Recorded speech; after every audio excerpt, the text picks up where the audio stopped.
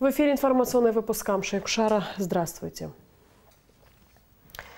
Премьер-министр Республики Абхазия Валерий Бганба выразил соболезнования председателю правительства Российской Федерации Дмитрию Медведеву в связи с трагедией в городе Керчь, унесшей жизни мирных граждан. Валерий Бганба выразил глубокое сочувствие родственникам погибших, а пострадавшим пожелал скорейшего выздоровления.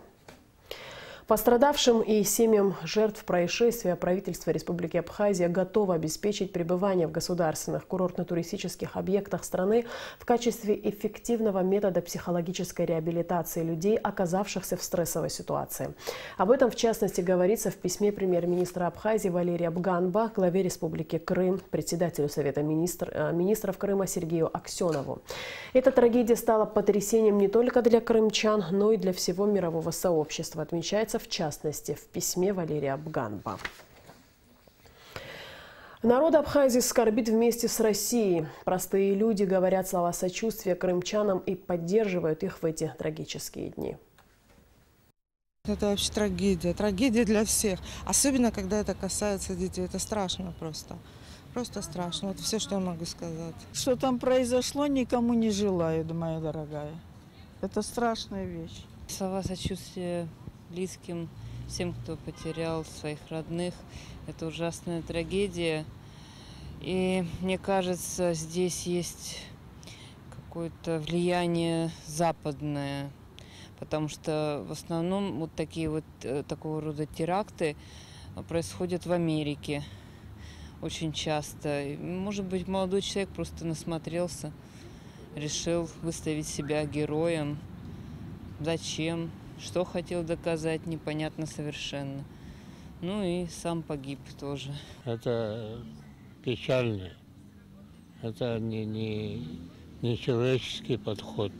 Это большая трагедия для всех, для всей страны, для народа. И, а родителям, для родителей, мне кажется, это невосполнимо. И, в общем-то, очень хочу сказать свои слова сочувствия, и чтобы крепились, чтобы держались. Мы с ними. Чтобы у нас не было больше таких трагедий. Чтобы мы душевно и тепло относились друг к другу. Чтобы мы чаще говорили, желали друг друга. Самое хорошее. Чтобы наша планета выздоровела. Она больна сегодня. Сложно обсуждать, о чем-то говорить, только сочувствие больше. Тарах боялся, в Абхазии это с болью восприняли эту ужасную ситуацию. Царство небесное погибшим. Полномочный представитель МИД Республики Абхазия ФРГ Хибла Амичева приняла участие в конференции «Тяжесть истории, региональные конфликты и законность в Восточной Европе», организованной Центром по восточноевропейским и международным исследованиям, институтами Гердера и Лейбница в Берлине, сообщается на официальном сайте МИД Абхазии. Доклад представителя института Лейбница Себастьяна Релица касался территориальных конфликтов, а именно Абхазии.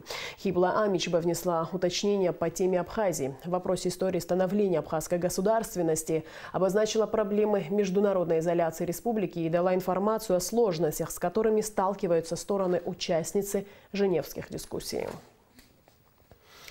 Сборник стихотворений, посвященных первому президенту Абхазии Владиславу Ардзинба под названием «Слово об орле», был презентован сегодня в Абхазском государственном университете. На презентации книги присутствовали авторы некоторых стихотворений, студенты, преподаватели АГУ. Подробности в репортаже Сари Исмор.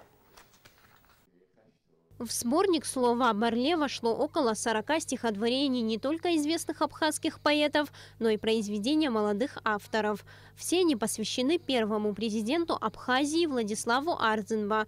Сборник собрал произведения, написанные в совершенно разные годы. К примеру, стихотворение «Анча», автором которого является поэт Терентчания, впервые увидела свет в 90-е годы. Еще одно произведение молодой девушки Камилы Делба было написано только несколько лет назад. Она совершенно не ожидала, что ее стихотворение написано еще в школьные годы, когда-нибудь попадет в сборник. Ожидала, но так получилось. Радость и в то же время волнение тоже присутствовало, безусловно. Я посвятила этот стих, когда училась в школе еще. потому что Владислав Григорьевич Арзенба является примером для подражания для нашей молодежи, и он навсегда останется в наших сердцах. Мы благодарим его за все, что он сделал для нашей страны. Работа над сборником шла не так долго. Книга была подготовлена сотрудниками кабинета абхазского языка имени Владимира Анкваб, Ахра Анкваб и Иналом Гицба. Стихи молодых поэтов, вошедшие в сборник, ранее были напечатаны в различных журналах и газетах. Наш сборник «Ашауарденаз Ажа» – это слово об Орле, включил свыше 40 поэтических произведений, свыше 40. Это начиная, значит, с народного поэта Мушния Ласурия, а также и другие поэты, например, как народный поэт Рушби Смыр, 3 великолепных стиха. Что самое интересное, туда вошли, значит, произведения студентов. Студенты Абхазского государственного университета прочитали свои произведения, вошедшие в сборник. В основном они были написаны еще в школьное время.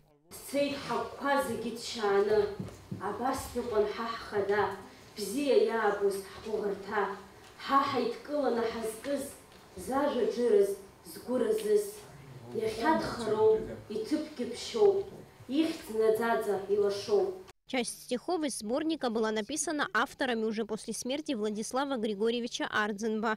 Это произведение поэтов Владимира Зантария, Рушби Смыр, Ивана Мика и многих других. Названия стихотворений, к примеру, Апыза, Апсха, Анша, Ацейлаша, говорят о том, насколько велика роль первого президента Абхазии Владислава Арзенба для всего абхазского народа. Абсачархон писас депутату руази руктах искрцов сара абсуарачамзерг ищицу милату. Участники презентации вспоминали, когда и при каких обстоятельствах были написаны стихотворения, вошедшие в сборник. То были тяжелые времена становления абхазской государственности, период войны и, конечно же, время, когда не стало Владислава Арзенба.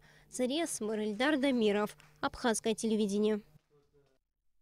В субботу, 20 октября, в Гудауте откроется Государственный музей Отечественной войны народа Абхазии имени Сергея Дбар. В официальной церемонии примут участие руководство Абхазии, ветераны войны, представители общественности. Все 8 залов музея полностью отремонтированы. Сотрудники Госмузея в данное время собирают экспонаты. Одна из особенностей музея – зал памяти, в экспозиции которого будут представлены имена и фотографии всех бойцов, погибших в Отечественной войне народа Абхазии на Гагарском направлении, Гумистинском и Восточном фронтах. Церемония открытия музея начнется в час дня. В Верховный суд Республики Абхазия поступила кассационная жалоба адвоката на постановление Сухумского городского суда об избрании в отношении Тимура Бганба меры пресечения в виде заключения под стражу. Как сообщает пресс-служба Верховного суда Абхазии, Сухумский городской суд ранее удовлетворил ходатайство Генеральной прокуратуры о заочном избрании в отношении экс-председателя правления Сбербанка Абхазии Тимура Бганба, объявленного в международный розыск, меры пресечения в виде содержания под стражу. Автор жалобы, адвокат Владимир Васильев, считает, что судом первой инстанции постановление о заочном аресте его подзащитного вынесено с существенными нарушениями норм уголовного процессуального законодательства Республики Абхазия, в связи с чем просит суд кассационной инстанции отменить указанное постановление и отказать Генеральной прокуратуре в удовлетворении заявленного ходатайства. В соответствии с Уголовно-процессуальным кодексом Республики Абхазия жалоба адвоката должна быть рассмотрена кассационной коллегией по уголовным делам Верховного суда в течение 3 суток со дня ее получения. Судебный процесс назначен на 19 октября. Летний курортный сезон 2018 завершился. Пора подвести первые итоги. Сколько туристов посетили Рицинский реликтовый национальный парк? Количество реализованных билетов, а также какие ремонтно-восстановительные работы ведутся на территории парка? В репортаже Али Китрапш. Несомненно, Рицинский реликтовый национальный парк является одним из главных достопримечательностей нашей республики. Из года в год туристы со всего мира приезжают сюда, чтобы воочию увидеть кристально чистое озеро в окружении величественных гор. В Абхазии я была в 1982 году. Впечатление в Рице оставило, конечно, необыкновенное. Теперь вот спустя больше, наверное, 30 лет захотелось сюда вернуться, посмотреть именно в осенний период. Такого у нас нет. И слов таких подобрать очень трудно, красивых. Очень красиво. Я приятно удивлен. Природа просто, это супер просто. Все очень впечатляет. Тем более из холодного Санкт-Петербурга в лето вернуться. Это большой плюс. Рицинский реликтовый национальный парк был основан 22 года назад на базе Рицинского заповедника, который создали в 1930 году. На территории парка в 390 квадратных километров соседствуют уникальные творения природы и памятники истории. Парк разделен на две функциональные зоны – заповедную, в которой запрещена любая хозяйственная деятельность, и рекреационно-хозяйственную, где разрешены туризм, отдых, курортное лечение, научно-исследовательская работа. По сравнению с прошлым годом количество туристов, посетивших Рицинский реликтовый национальный парк, в нынешнем году возросло примерно на 11,5 тысяч человек. Несмотря на пессимистические такие прогнозы, что этот год будет гораздо хуже, чем прошлый год, тем не менее летний сезон у нас состоялся. На сегодняшний день где-то более 380 тысяч посетило Рицинский парк, это взрослых и детей, и сумма где-то более 126 миллионов рублей. За последние годы территория РРНП преобразилась, и руководство национального парка делает все возможное для улучшения качества отдыха туристов. Отсутствие мусора и бытовых отходов на обочинах дороги свидетельствует о том, что соблюдение чистоты на территории парка в приоритете. Вдоль дороги выставлены контейнеры для мусора, установлены знаки безопасности и дорожные знаки. Для удобного передвижения автотранспорта сотрудники Рицинского парка часто проводят ямочный ремонт дороги, а в наиболее опасных участках трассы возвели подпорные стены и берегоукрепительные сооружения. Вокруг самого озера Рица были заменены обветшавшие канализационные и водопроводные трубы. А на смотровой площадке функционируют новые медицинские и милицейские пункты. При этом грубых правонарушений за нынешний курортный сезон на Рице не зафиксировано. У нас все было спокойно, стабильно, без происшествий. Зарегистрированного уголовного характера у нас не было. Удачный сезон прошел.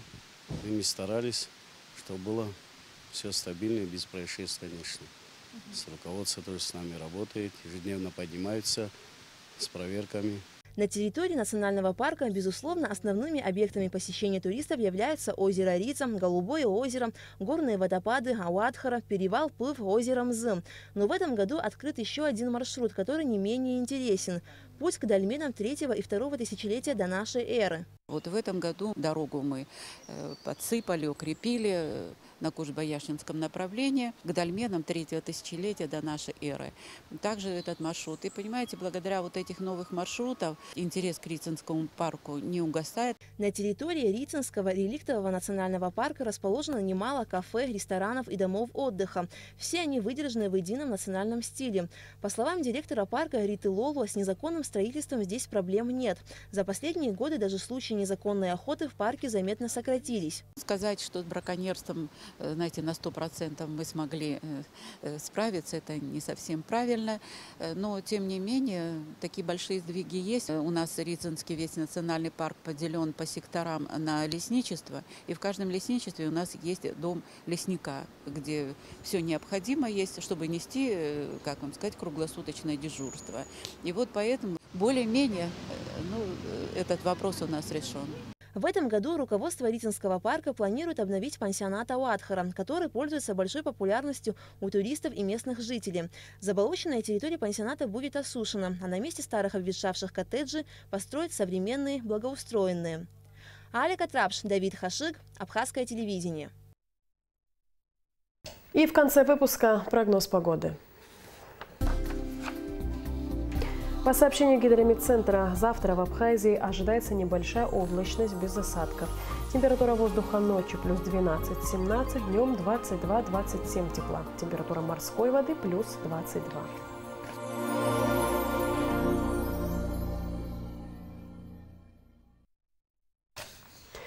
На этом наш выпуск завершен. Всего доброго и до встречи в эфире.